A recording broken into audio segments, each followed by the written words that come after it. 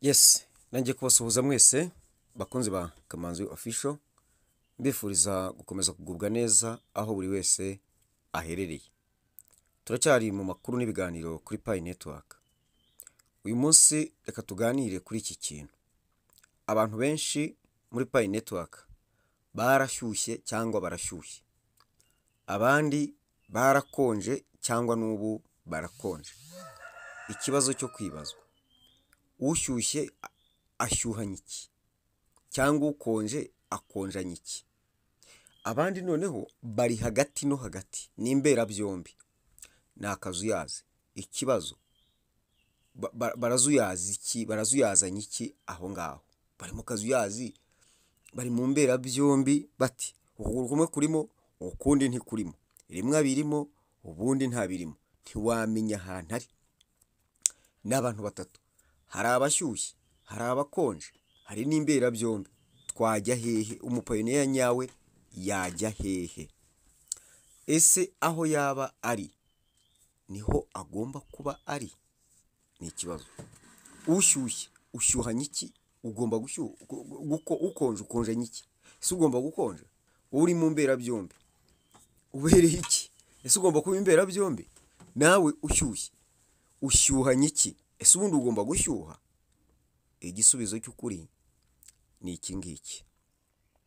Buri mupayiniya wese aho ava akagera. Buri kiganiro ndanagisoje. Buri mupayiniya wese aho ava akagera, aka kantu ngasubiremo. Agomba muri uyu mushinga wa Pi Network agomba kuba ashyushye. Nsubiremo, agomba kuba ashyushye. Ariko si ugushyuha gusa, agomba kuba afite icyo ashyuhanye. Abantu benshi barashyuha ariko badashyuhanye ibyuzuye. Ibyo babyita gushyuhaguzwa. Neza ugasanga umuntu yarahiye yashyize. Ni byiza gushyuha, ariko ushyuhanye iki? Ushyuhanye payi nyinshi, ushyuhanye ibyangombwa byuzuye, ushyuhanye gusobanukirwa ibyo urimo, ushyuhanye gusobanukirwa kubikora. Ikintu ushyuhanye mu by'ukuri ni iki? Hari ukumayininga ku gihe, umayininga ku gihe, ubundi ugushyuha mu biki? Ese bwo wakwibagirwa? Ukwiye gutinyuka ukibagirwa nta na payi igihumbi ufite? Nta na payi ibihumbi bingahe ufite? Ubizi neza ko izi payi zitajya zisubiraho. Buriya narumiwe. Buriya narumiwe. Aka kantu ndagira ngo tukiteho. Mu by'ukuri buri wese, reka nifatire uruhande rw'abantu bashyushye. Uyu munsi twageze ku itariki ya 2 Gashyantare, ubwo muri Pi Network aho bari muri Amerika bageze mugira ngo mu itariki ya mbere bayinjiyemo. Urugendo rwo kumayininga ruracyakomeje ndetse ruracyakomeye. Impamvu mbibabwira, mwari musanzwe mubizi yuko ku kwezi gushize kwa mbere twamayiningiraga kuri mining rate ya 0.0047 none badushyize kuri 0.0047. Bivuze ngo bagabanyijeho rimwe gusa. Bagabanyijeho 0.04 nibyo kari rimwe. Aka kantu mukiteho. Urugendo rwo kumayininga ruracyari rurerure. Mwarangiza ngo murashyuha. Open mainnet cyarererere. Kumayininga biracyakomeje. Ubu nari ntegereje aka kantu. Mining rate. Reba akantu bakuyeho. Yari 0.0048. None ni 0.0047. Mwumva akantu bakuyeho. Kumayininga biracyakomeje. Reba igihe bizagerera kuri 0.00000. Buzeru ya burundu tutakimayininga. Bivuye kuri iyi 48. Mu mbwiza ukuri.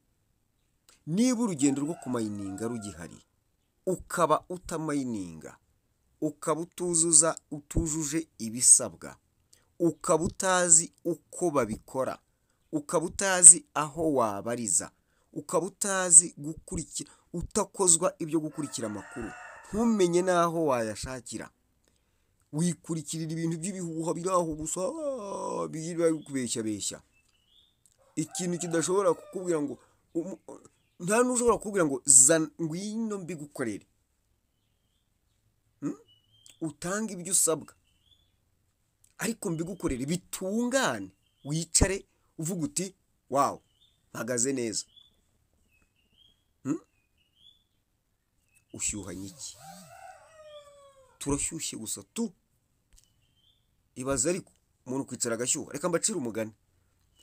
Muri Bibiliya handitsemo umugani, ngiye kubibutsa nako singi ubuyaciriye si uwanjye, ngo abakobwa 10 ngo bagiye gusanganira umukwe, noneho 5 muri bo bari bafite amavuta mu matara yabo, ngo ni mu mperezo nyine, hanyuma abandi 5 ntayarimo, ariko bashyuhana n'abandi, baritegurana, barajyana, binjirana mu rugo, binjira mu nzu, bategereza umukwe, bari maso.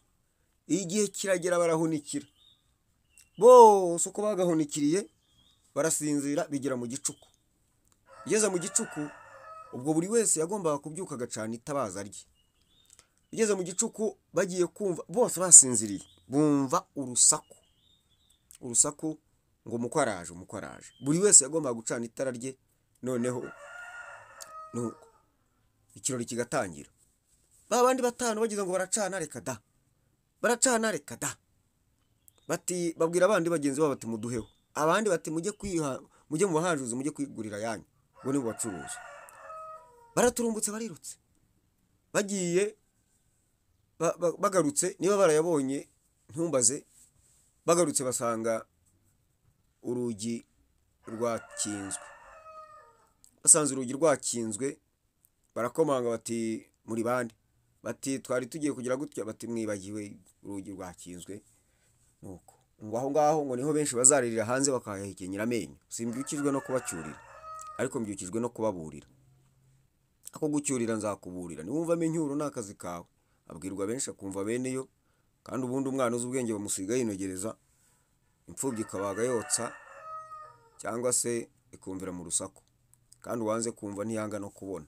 Ubyita uko ushaka, icyo nzi cyo nuko ndimo kukuburira. Nuko benshi mu bapayoneya bameze nk'abo bantu, turicaranye, turagendana, turaganira, dutanga ibiganiro, twashyizeho uburyo bwo kubafasha gutunganya konte zanyu, ngo ngewe ngo ntabwo natanga amafaranga, akirirwa bitobanga, akaba yabyishe, akiyaminiya, akavangavanga passphrase, ubundi uwo byabayeho yihangane, si uko ari we si uko mucyuriye, nuko ntanga umuburo rusange kuko ntawe mvuze izina. Ariko niba twaranabiganiriye ukiyumva, wumve ko nawe uri muri abo ngabo, nawe witwe nshyuhanye iki, wiyite nshyuhanye iki.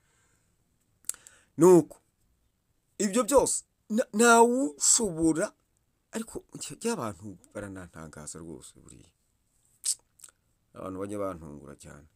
Nuko data yajyaga nsetsa, yajyaga ayo twakubaganaga tukamusakuriza, naho twamusakuriza akatwirukana, ati mujye gusakuriza hirya, tukaguma aho hafi. Noneho yarangiza akaza, yamara gukubitamo agacupa akatubwira, tumva sha, ati nimukansuzugure mu nzu niyubakiye. Hari igihe abantu baza kugukiniraho, wibuka wiga ubumenyi, hari ikiguzi wishyuye, ariko umuntu akaza kugukiniraho atazirikana icyo kintu. Utega ukavaho ukajya aha, hari ikiguzi wishyuye. Umuntu akaza kugukiniraho akantu kameze nk'akamarimari, adaha agaciro aho wavuye n'aho uri. Umuntu kugira ngo ugere aha n'aha, hari ikiguzi bigusaba, umuntu akahagusanga agashaka kugukinisha, atazirikana ikiguzi bisaba kugera aho hantu. Bavandimwe bapayoniyazi, muha agaciro bagenzi banyu babafasha umunsi ku munsi. Muzirikane ko igihe yavunitse, simbizi, mubiha agaciro umuntu uwo ari we wese ushobora kugufasha. Agaciro umuntu uwo ari we wese ushobora kugufasha. yaba ari mu makuru aguha, yaba ari mu biganiro atanga, yaba ari mu kugufasha gutunganya konti yawe mu buryo bw'ibikorwa, yaba ari ukuguha inama, yaba abo turi kumwe mu magurupe hano, yaba ari uwo muhuye. Ha agaciro umuntu uwo ari we wese ku cyo azi, ku cyo ashoboye, ku cyo yagufasha isaha n'isaha. Ntukabone umuntu agufashije mu buryo ntagiye kurondora, ngo nurangiza nubona umaze kugera aho ujya umuhindukirane, umuhindure intakimaze. Hari abantu benshi bahinduye bagenzi babo ba nta gaciro kandi baragize ibyo babafasha. Ibyo bintu ntabwo bikwiriye. Isi ni uruziga, ubuzima ni uruziga, ntawe uzi aho buzira ugeze. Ejo cyangwa ejo bundi tuzahura. Ha agaciro ushobora kugufasha kubw'ikiguzi runaka, kuko iyo kitabaho ntiwari kumubona. Iyo kitaba icyo kiguzi yatanze ntabwo wari kumubona. Igihe rero bigira ikiguzi bigusaba, ihangane ubikore, ntabwo ari ukwihangana. Emera ubikore kuko nta yandi mahitamo ufite. Wibyinubira, wibivugiraho amagambo, wibimutukira, wimujora, wishaka kumufata nkaho kumanipulatinga, nkaho wamushyize ku kazi, wamuhamagaye, wamwangaje. No, ibyo bintu mubireke. Agaciro icyo bagukorera, icyo ukeneye, icyo ufite, icyo kugira ngo ubone ko wagera ku ntego yawe. Ariko ntuzabikorere kugira ngo umunsi bizatungana, uretse sha uzambona nzakwihimuraho, uretse uzambona uretse oya, ibyo si byo. Nyuma y'amakimbirane tugirana, nyuma yo guterana amagambo tugirana, nyuma yo kutarebana neza tugirana, nyuma y'ibindi byose biba bitakwiriye, ibyo byose ni ubuzima tubamo, turongera tugasubirana. Isi ni uruziga duhuriraho, tuzengurukaho, tugahuriraho. Uwansize ejo namugezeho, wari wasigaye ejo bundi angezeho. Uko nguko uguye nzira ejo nanjye nzagwa nzira, kuko igihe cyose tukiri mu rugendo tuzagwa nzira. Ntabwo bizahagarara, dusimburana. Nturi kamara, sindi kamara, ejo haza undi. Twatanze igihe cyo kugira ngo tubaho ubu bumenyi. Abantu reka da kwitabira biranga. Igihe kigiye kugera ubwo buri mupayiniya azifuza kwiga ibintu bimuhenze, mu gihe cyo kubyiga bihendutse cyari gihari. Ubu urugamba rugiye guhindura isura. Buri wese agiye kwifuza ibintu bimuhenze kuruta ko yari kubikora bihendutse. Simbateze iminsi, ariko ntunze urutoki imbere yanyu, namwe muharebe. Byinshi muzi byari bihendutse ntitwabikora, ariko uyu munsi birimo kuduhenda. Ubwo rero buri wese yitegure, iminsi igiye gutuma tumenya icyo twirengagije, dukora icyo twirengagije, tujye aho twirengagije, tuvuge ibyo twirengagije, mbese buri kimwe cyose twirengagije. Iminsi turimo kujyamo igiye kubiduhata. Ikibazo ntuzicuze bibaye impitagihe, kuko hari abazifuza. Nk'ubu hari abantu bari bafite konte bibagiwe password zabo n'ibiki byose. Uyu munsi turabahamagara ngo nimuze tubafashe tuzigarure za konte za mbere. Ibyo ntibabyumva. Ejo nababwiye umuntu wagarukanye payize 1080 kandi ubwo yari yarakoze konte nshyashya, agejeje payi ngira ngo niba atari 12 yakoze na KYC. Hanyuma yayindi ye kubw'amahirwe iragaruka, tuyisubizaho. Maze ye icyo tumva ubwo ni iki? Hari abandi bariyo, hari abigiriyo handi bajya muri za Omani, barataye payi iki, aho kwitwara ngo akomeze amayininge. Reka da, burya ngo inka imenya agaciro k'umurizo wayo iyo ucitse. Ndagira ngo mbibwirire ibijyanye no gushyuha, akazuyazi no gukonja. Akazuyazi ubwo n'imbera byombi. Ese icyo uhitamo ni iki? Ku nama zanjye icyo naguhitiramo ni ugushyuha. Ariko ushyuha arashyuha niki? Shyuha na kumenya payi niki, kumayininga ndetse ku gihe, n'uwirengagiza cyangwa se n'uwabyibagiwe ukwiye kwibagirwa nibura ufite aho ugeze. Ukagira icyo ukirara, ufite icyo wiraranye. Yego. Hanyuma ukamenya kugira ibyo wikorera. twarabahamagaye, n'ubu turaza kubahamagara mu minsi izaza kubigisha kumenya kubyikorera, cyane cyane bya bindi bizahoraho nibyo tugiye kubahuguramo. Ntabwo tujya wewe warinjiye muri payi, nta mpamvu yo kukwigisha kwinjira muri payi. Niba warakoze KYC nta mpamvu yo kukwigisha gukora KYC. Sinzi impamvu yabyo sinyizi, abazabihitamo bazabyiga, ariko tuzabacamo amatsinda. Ariko cyane cyane ba bandi bamaze gukora KYC, ikintu bakeneye cyane, hari ibintu bakeneye bazahora bakora muri payi ubuzima, navuga ngo ubuzima bwabo bwose, igihe cyose payi izaba ikiriho.